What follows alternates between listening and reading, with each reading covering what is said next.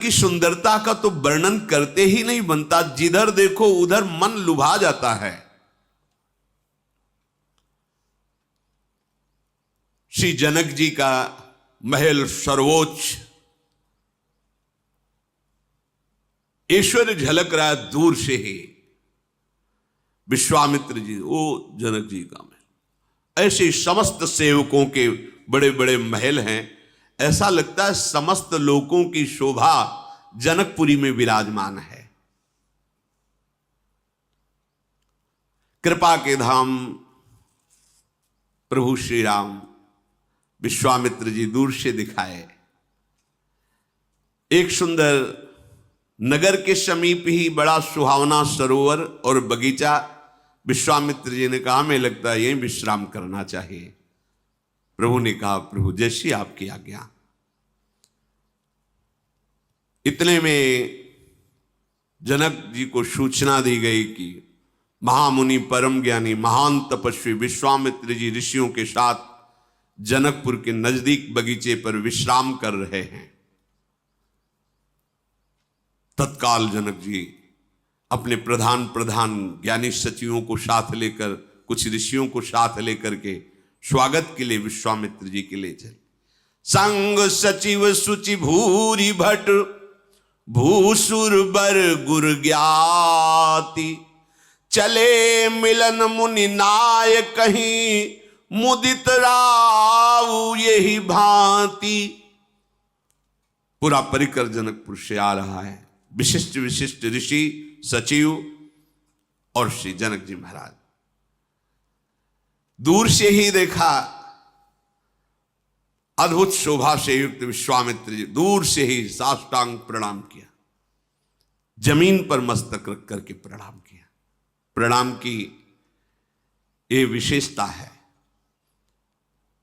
जरूरी नहीं कि आप चरण स्पर्श करें जाकर के। अलग अलग संतों के नियम भी होते हैं। कुछ लोग ऐसा समझते हैं कि ये अपने को बड़ा पवित्र समझते, चरण नहीं छुआते। एक तो कुछ संतों के नियम होते हैं, गुरुजनों ने आदेश किया है।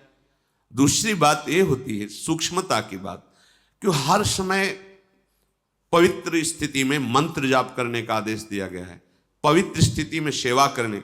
अब आप कैसी पवित्रता का निर्वाह करते हैं और वो कैसी पवित्रता का, तो अपराध बनने की भी संभावना है। इसलिए छूना तो यदि वो आदेश कर दे तो बात अलग है, नहीं दूरी ही ते देखे दो। और साष्टांग लकुट पर्यो भूतल पर्यो लकुट किनाई, साष्टांग पंचांग जैसा उनकी हमें कृपा चाहिए।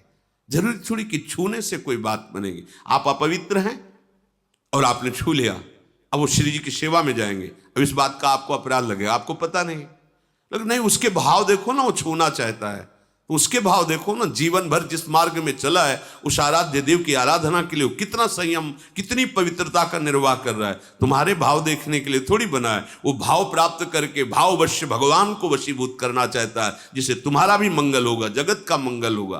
पर ये अज्ञानी जन दूर से ही जनक जी परम ज्ञानी हैं, साष्टांग दंडोत किया विश्वामित्र जी को। मुनियों के स्वामी विश्वामित्र जी ने बहुत प्रसन्न होकर के आशीष दी। ऋषि मंडली ने फिर विश्वामित्र जी को प्रणाम किया। विश्वामित्र जी हाथ जोड़कर कह रहे, अहो आज आपके दर्शन हुए ज्ञान श्रोमणी जनक जी, बड़ा आनंद मिल रहा है। जनक जी ने कहा, महाराज भाग्य तो हमारे जो आप पधारे, अहो भाग्य अपना माना आप इसलिए। मृदु वचन से कुशल प्रश्न हुआ, जनक जी को आसन दिया गया, बैठा ले गए। उसी समय कुछ फुलवाड़ी पुष्प लेकर के राम और लक्ष्मण जी पधारे। जनक जी के नेत्र भगवान श्री राम के मुखारविंद पर गए। ऐसी स्थिति जनक जी की हर समय रहती है ब्रह्माकार, कि ब्रह्मा के रचे हुए सृष्टि का कोई भी शब्द, स्पर्श, रूप, रस, गंध उनकी चित्त को अपहरण नहीं कर सकता। श्याम गौर मृदु वयस किशोरा, लोचन सुखद विश्वचित चोरा। उठे सकल जब रघुपति आए, विश्वामित्र निकट बैठाए। जे ही प्रभु आए तो जितनी जनकपुरी की समाज आई थी सब अपने आप सब खड़े हो गए। अभी प्रभु नौ किशोर, एक से एक वयोवृद्ध ज्ञानी महात्मा सब खड़े हो गए। प्रभु ने विश्वामित्र जी ने पास बैठाला, सबके चित्त। और आश्चर्य है, जनक जी की तो स्थिति ही बदल गई। सबके नेत्रों से अश्रु बह रहा है, रोमांचित हो रहे हैं। और जनक जी की तो स्थिति, मूरति मधुर मनोहर देखी, भयउ विदेह विदेह विषेकी। वैसे ही देव भाव रहित ब्रह्मबोध संपन्न महापुरुष अब तो प्रेम की दशा जागृत हो गई, विदेह और विदेह में हो गए। बार बार संभालना चाहते जनक जी अपने चित्त को। विश्वामित्र जी देख रहे हैं जनक जी की तरफ। प्रेम मगन मनु जानि नृप, करि विवेक धरि धीर, बोले मुनि पद नाई सिर, गद गद गिरा गंभीर। बार बार अपनी स्थिति को संभालते हैं, पर प्रेम विवस्था झलक रही है। हाथ जोड़कर विश्वामित्र जी से कहा कि ये कौन है?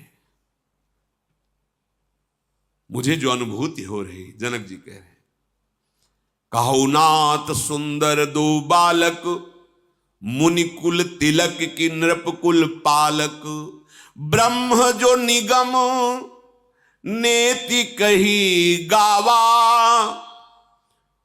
उभय भेष धरी की सोई आवा, सहज विराग रूप मनु मोरा, थकित होत जिमि चंद चकोरा, ताते प्रभु पूछो सति भाऊ, कहु नाथ जन करऊ दुराऊ। हे महामुनि, जनक जी ने विश्वामित्र जी से कहा, ये दोनों मुनियों के कुल के आभूषण हैं या किसी राजवंश के पालक नवकिशोर हैं?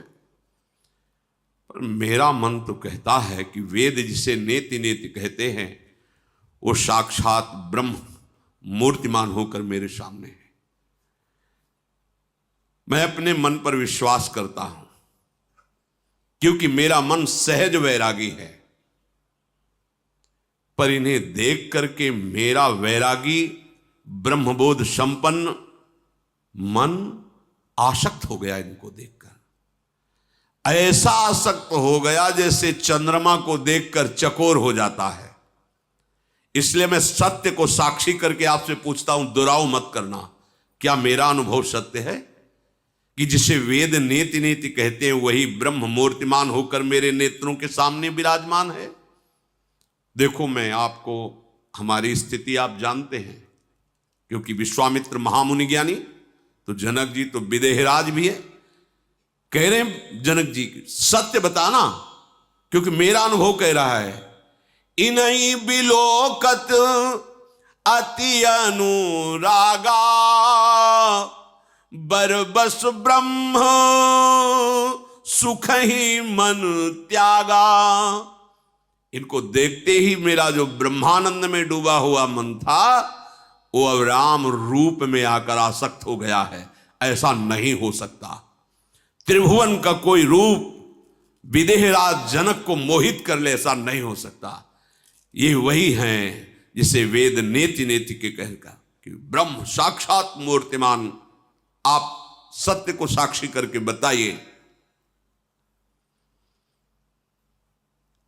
विश्वामित्र जी मुस्कुराए, कहा मुनि बिहसी कहो नृपुनि का, बचन तुम्हार न हो अली का। आपने ठीक यथार्थ अनुभव किया। आपका वचन कभी मिथ्या नहीं हो सकता। विश्वामित्र जी ने जनक जी से कहा, आपने ठीक यथार्थ अनुभव किया। राम जी ने विश्वामित्र जी की तरफ देखा, इशारा किया कि सब विराजमान हैं प्रभु, हम जो लीला करने के लिए अवतरित हुए हैं ये भेद ही रहना चाहिए। बोले देखो ये ऐसे सुंदर हैं ही, इन्हें जो देखता है वो लुभायमान हो जाता है। और ये रघुकुल मणि दशरथ के जाए, मम हित लागी नरेश पठाए। ये महाराज चक्रवर्ती सम्राट दशरथ के पुत्र राम और लक्ष्मण मेरी यज्ञ रक्षा के लिए आए हुए हैं। बदल गए। भगवान श्री राम ने भेद नहीं तो शुरू किया था कि जो तुमने यथार्थ अनुभव किया उस परम सत्य है। प्रभु ने इशारा किया, प्रभु वो हाँ महाराज चक्रवर्ती सम्राट दशरथ के पुत्र राम लक्ष्मण मेरी यज्ञ ये ऐसे हैं ही सुंदर कि सबको अच्छा लगता। बिल्कुल बात छुपा ली। इनका शील, इनका सौंदर्य ऐसा है, सबके चित्त को चुरा लेते। ये महाबलशाली है, इन्हें कोई जीत नहीं सकता। ये मेरी यज्ञ रक्षा के हेतु आए हैं। राजा ने कहा, जनक जी ने, मैं समझ गया। अब मैं कह सकता हूं कि आपके चरण दर्शन से मेरा अहोभाग्य हुआ। ज्ञानियों की बात ज्ञानी ही समझते हैं। आपके चरण दर्शन, और हाथ जोड़े विश्वामित्र जी की तरफ, मेरा अहोभाग्य हुआ। और आपके कारण मुझे ये राजकुमार गौर श्याम का जो सौंदर्य है वो देखने, बिल्कुल शायद कोई भी न जान पावे जो अन्य ऋषि जन आए हुए हैं कि कौन है। बड़ी परस्पर प्रीति प्रकट की विश्वामित्र जी और जनक जी महाराज ने। आनंदित होकर कहा, नाथ आज आपने हमें कृतार्थ कर दिया। बात करते विश्वामित्र जी से बार बार राम जी की तरफ उनकी शोभा को देख रहे, दृष्टि हटाना चाहते पर वो चित्त चोर ऐसे हैं कि बार बार दृष्टि जाती, पुलकित हो जाते, फिर हृदय को संभालते हैं और कहा, अच्छा महाराज आदेश कीजिए, और भी सेवाएं हैं क्योंकि धनुष यज्ञ है, बहुत से ऋषि मुनि राजा पदार्थ। हृदय को जो प्रेम से भर रहा था छुपा करके वहां से प्रणाम करके विश्वामित्र जी, पूरे मार्ग में केवल राम रूप छा रहा है। ये है परम ज्ञानियों को भी आकर्षित करके बलात् मुनिमन मोहन विश्वमन मोहन अपने आए।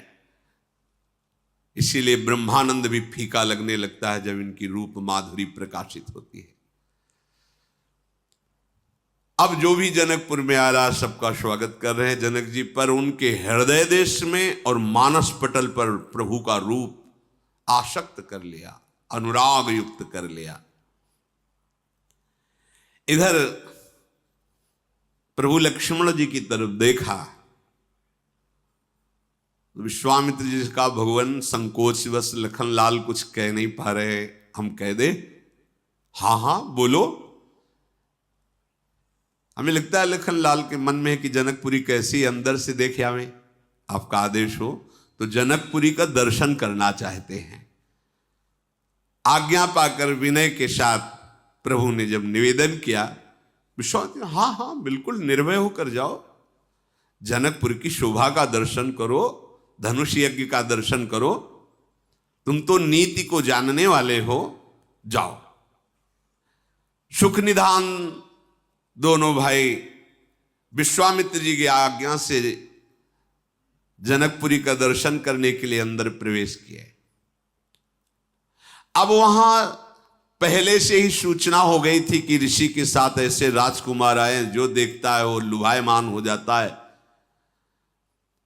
पीत रंग के वस्त्र धारण किए और कमर में पीले दुपट्टे बंधे हुए, पीठ पर तरकश, हाथ में धनुष बाण, गौर श्याम जोरी गजराज की तरह जनकपुरी में प्रवेश कर रहे हैं। शोर मच गया। वो राजकुमार जो विश्वामित्र जी के साथ आए वो जनकपुरी में प्रवेश कर रहे हैं। जो नर नारी जैसे भाग पड़ते हैं, प्रभु की शोभा देख रहे हैं। नक्श शिख से ऐसा सौंदर्य बरस रहा है, गौर वरण लखन लाल। ये गौर श्याम जोरी रहती है, कहीं किसी भी अवतार में हो।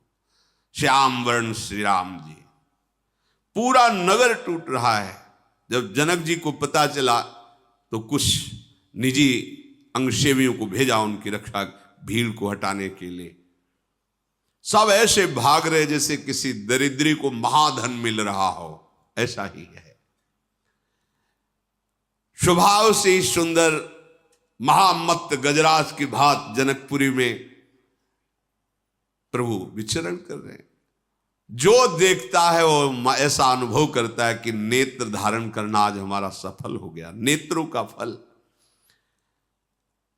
जो घर में स्त्रियां वो दौड़ नहीं पाई, अब वो कोई झरोखों से लगती है, वो आ रहे, अरे सखी मैं भरनेत्र कैसे देखूं, दौड़ करके ऊपर चढ़ जाती छत में।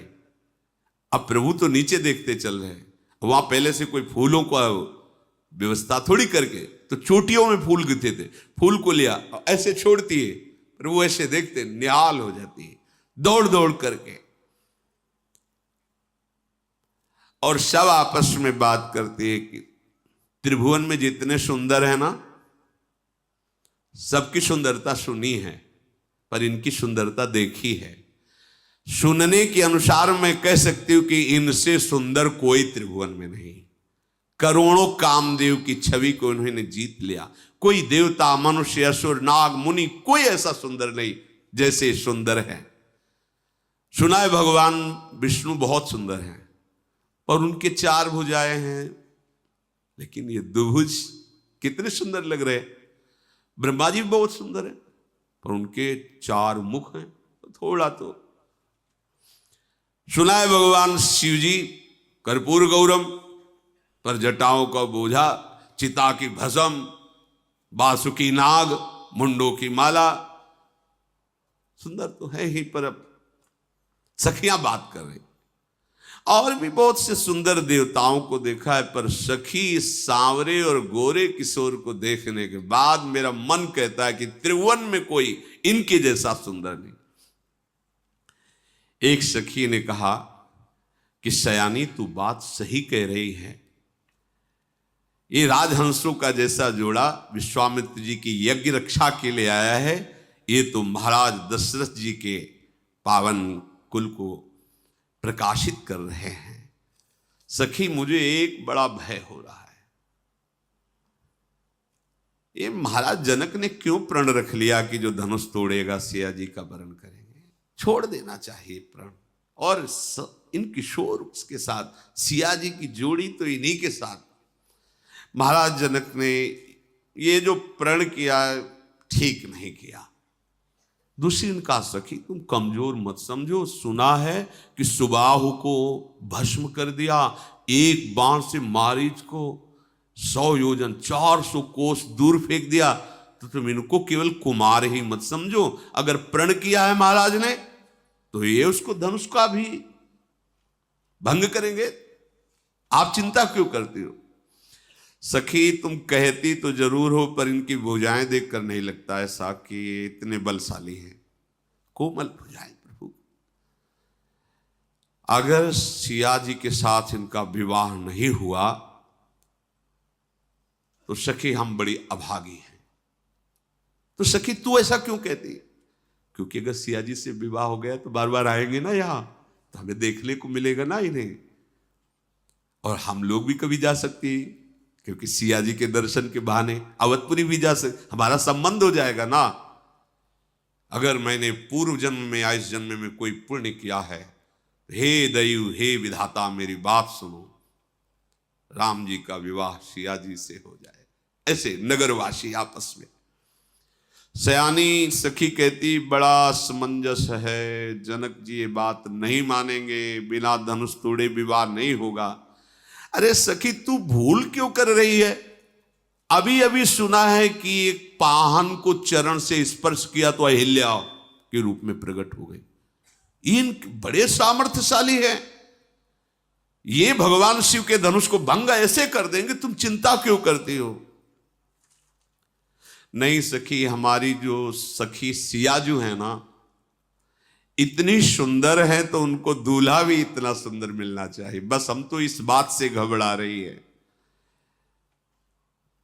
स्त्री आपस में ऐसी बात कर रही, भगवान आगे बढ़े।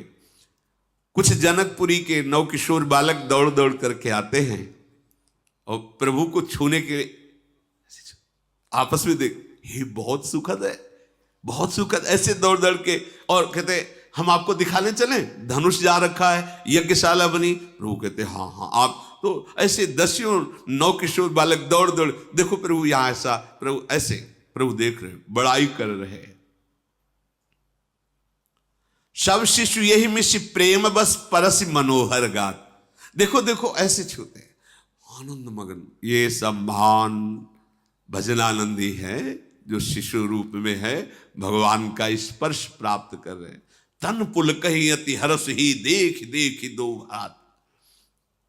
और प्रभु बालकों को भी ऐसे, हाँ अच्छा आप क्या दिखाना चाहते हैं, हम चलो वो दिखा रहे, अब ये दिखा, ऐसे सब दौड़ दौड़ के प्रभु को अपनी अपनी तरफ बुला रहे, और प्रभु जो बुला रहा है उसके साथ चले। हाँ बहुत सुंदर, जनकपुरी की शोभा का तो क्या कहना। अरे जिनके पलक झपकते अनंत ब्रह्मांड रच जाते हैं, उन प्रभु के लिए कोई शोभा देखने वाली है क्या? पर प्रभु उन बालकों की प्रशंसा करते हैं। आश्चर्यचकित होकर जो मंच बना है उसको देख रहे हैं, जहां पर धनुष विराजमान है। प्रेम विनय भगवान की दृष्टि में और चेष्टा में, जो भी बड़ा बुजुर्ग जैसे प्रेम से भगवान सबसे मिलते हुए जा रहे हैं। संध्या का समय, तत्काल प्रभु वापस हुए, स्नान आदि करके संध्या वंदन किया। और जब विश्वामित्र जी शयन करने लगे तो राम लक्ष्मण जी अपने गुरु के चरण दबा रहे हैं। मुनिवर शयन की न तब जाई, लगे चरण चापन दो भाई। गुरुदेव शयन कर रहे हैं, विश्वामित्र जी के चरण चाप रहे हैं। देयम सदा परिभवग्नम अभीष्ट दोहम तीर्थास्पदम श्री विरंच नुतम शरण्यम। वो प्रभु अपने कर कमल से अपने महान भक्त विश्वामित्र जी के चरण दाव रहे, जिनके चरण सरोरुह लागी, करत विविधि जप जोग विरागी। तेई दो बंधु प्रेम जनु जीते, गुरुपद कमल पलोटत प्रीते। अरे जिनके चरणों के दर्शन के लिए वैराग्य धारण करके महान तपस्या और भजन के द्वारा जिनकी आराधना करते हैं, वही मूर्तिमान प्रभु प्रेम पूर्वक अपने गुरु जी के चरण दबा रहे हैं। फिर गुरुदेव ने आज्ञा करी, जाओ शयन करो। तो जब प्रभु श्री राम जी शयन कर रहे हैं तो लक्ष्मण जी उनके चरण दबा रहे हैं। चापत चरण लखन उर लाए, सभय प्रेम परम सच उपाए। फिर प्रभु ने कहा, तात आप भी शयन करो। तो श्री राम जी के चरणों को हृदय में रखकर लखनलाल शयन कर रहे हैं। रात बीती, प्रातः काल हुआ, सबसे पहले लक्ष्मण जी जगे। सेवक धर्म बहुत विचित्र धर्म है। सेवक सुख चाह नहीं, सेवक अपना सुख कभी नहीं चाह। लक्ष्मण जी सबसे पहले उठे। उठे लखन निश विगत सुनी, अरुण शिखा धुनि कान। गुरु ते पहले जगतपति, जागे राम सुजान।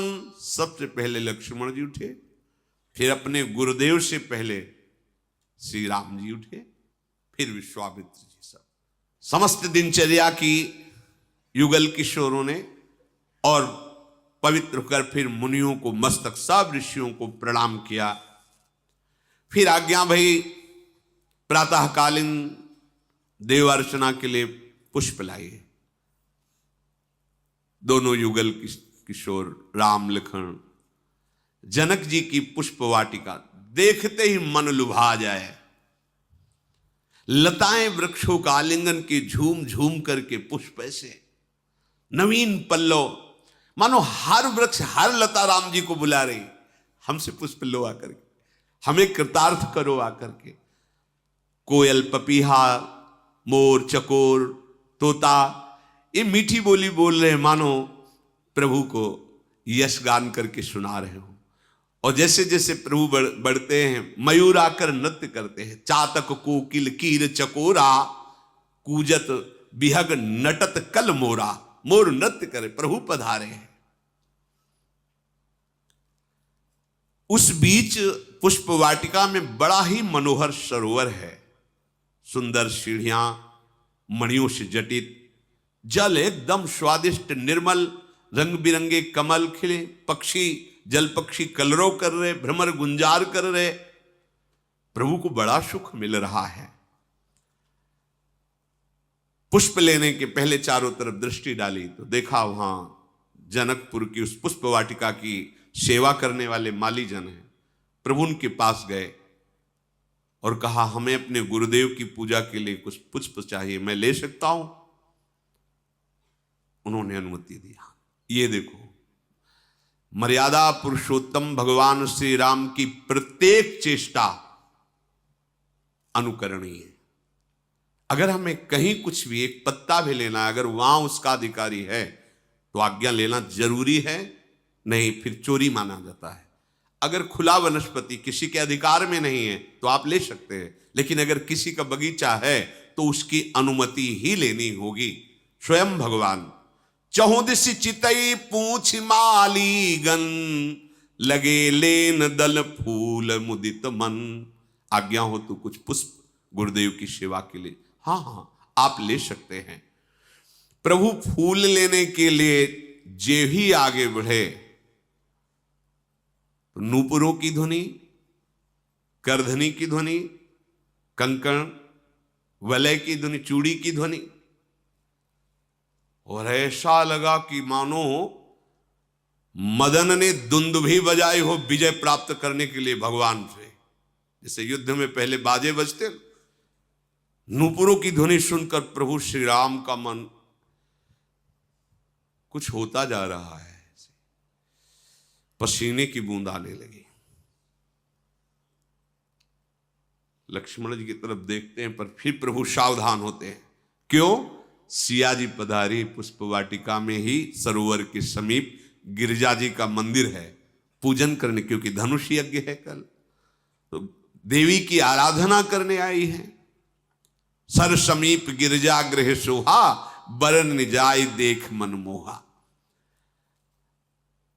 सब सखियों ने पर्दा किया, सिया जी ने सरोवर पर स्नान किया और गिरिजा जी के पूजन के लिए उधर एक सखी पूजन के लिए पुष्प लेने गई थी।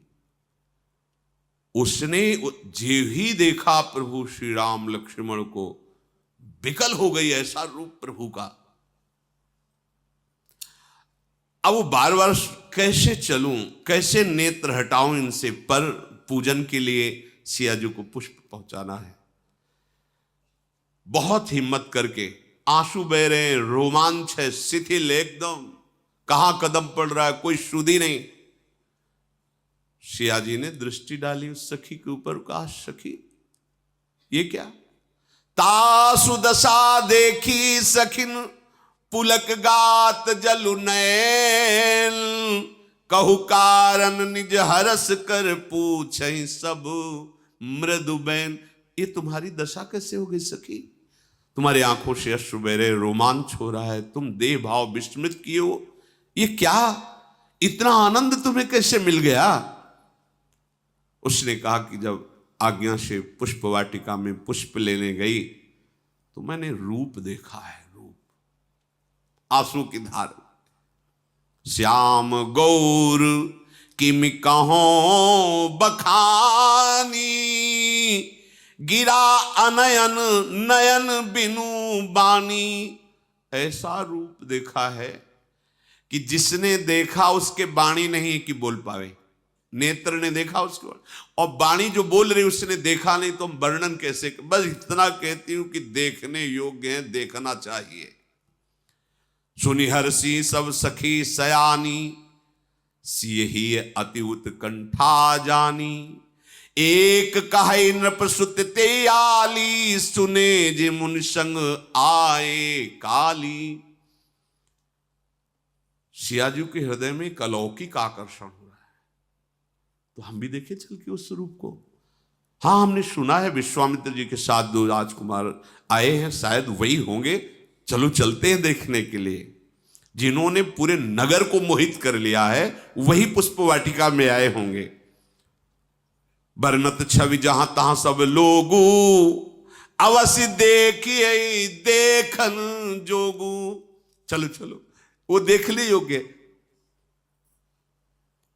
जैसे जैसे सियाजू चरण आगे बढ़ा रही है, हृदय में कुछ घबराहट सी हो रही है। एक प्रेम की होती है, एक व्याकुलता पैदा हो रही है। तासु बचन यति सियहि सुहाने, दरसि लाग लोचन ललचाने। चली अग्र करि पिय सखी सोई, प्रीति पुरातन लखई न कोई। बार बार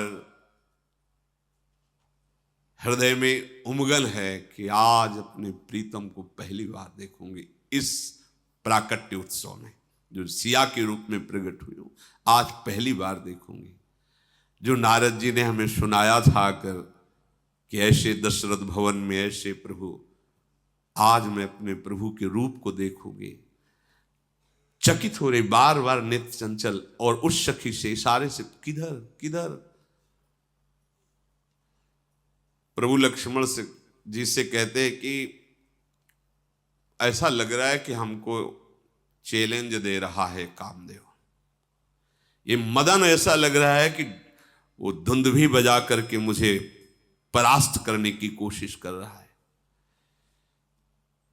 अचानक दृष्टि पड़ी तो अस कही फिर चितए तेहि ओरा,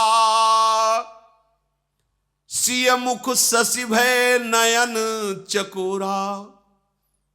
प्रिया प्रीतम का मिलन,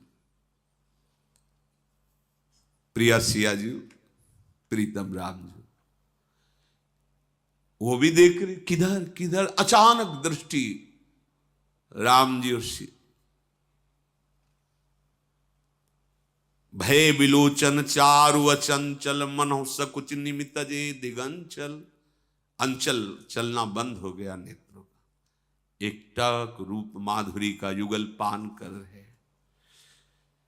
सीता जी के रूप को देख करके प्रभु की जो हृदय में प्रेम, महान प्रेम समुद्र प्रभु है। बस ऐसे लंबी सांस खींचते हैं, शांत हो जाते हैं, कोई वचन नहीं निकल रहा। फिर लक्ष्मण जी से कहते, लक्ष्मण ऐसा लगता है कि सुंदरता जिनके अंश से सुंदर होती है, वो सुंदर साक्षात मूर्तिमान होकर हमारे सामने है। मैं किससे इनकी उपमा दूं? सब उपमाएं फीकी लगती हैं। प्रभु सियाजू के मुखचंद, सियाजू प्रभु के मुखचंद, और अपने शब्द दोनों की जय जयकार। देखते रहो कल फिर आगे चलता। श्री राधा वल्लभ।